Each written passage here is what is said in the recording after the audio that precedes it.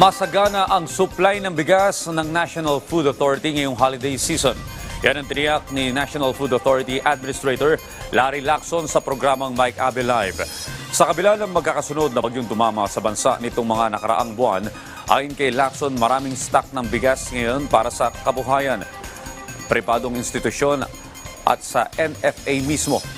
Sa NFA, ang buffer stock ng bigas ay nasa 5.489 million bags na katumbas na bigas na kayang suplayan ang buong bansa. Target nila ang nasa 300,000 metric tons ng buffer stock ng bigas bago matapos ang taon.